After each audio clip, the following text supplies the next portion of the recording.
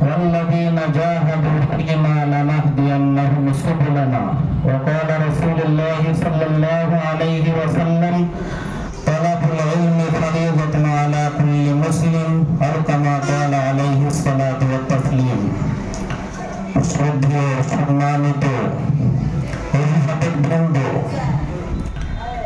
এই প্রতিষ্ঠানের সহযোগী শিক্ষক মন্ডলী তথা ইকরা ইন্টারন্যাশনাল স্কুলের মহামূল্যবান সম্পদ শিক্ষার্থীগণ, আল্লাহ তাআলার অশেষ করুণা এবং তার অফুরন্ত দয়া যে আল্লাহ তাআলা আমাদেরকে একটা শিক্ষা প্রতিষ্ঠানে বাচ্চাদের ভবিষ্যৎ সম্পর্কে কিছু চিন্তন এবং কিছু তাদের ভালো চাওয়া নিয়ে উপস্থিত হওয়ার তৌফিক দান করেছেন। যে আল্লাহ তাআলা এই তৌফিক দান করেছেন, আমরা সেই আল্লাহর শুকরিয়া আদায় করে বলি আলহামদুলিল্লাহ।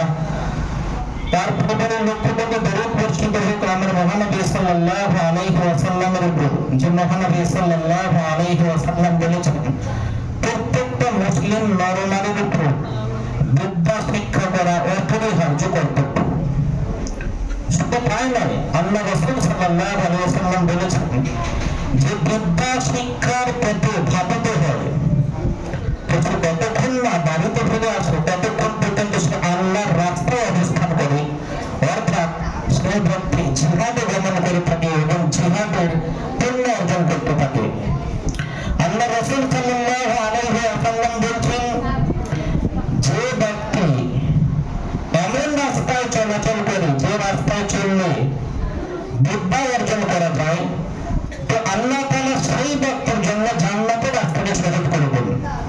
যে আল্লাহ রাসূল সাল্লাল্লাহু আলাইহি ওয়াসাল্লাম আমাদেরকে এই সুসংবাদ প্রদান করেছেন, আমরা সেই আল্লাহ রাসূলের উপর দরুদ শরীফ পড়ি সাল্লাল্লাহু আলাইহি ওয়াসাল্লাম। শ্রদ্ধেয় অভিভাবকবৃন্দ এবং শিক্ষক মণ্ডলী, আমরা আজকে যে প্রতিষ্ঠানে অবস্থান করছি, এই প্রতিষ্ঠানের নাম হলো ইকরা ইন্টারন্যাশনাল স্কুল। আমরা ইকরা কথার অর্থ জানি, ইকরা কথার অর্থ হলো তুমি পড়ো। সত্যি আজকে এই নামটা এই প্রতিষ্ঠানের জন্য খুব উপযুক্ত, যে তুমি পড়ো।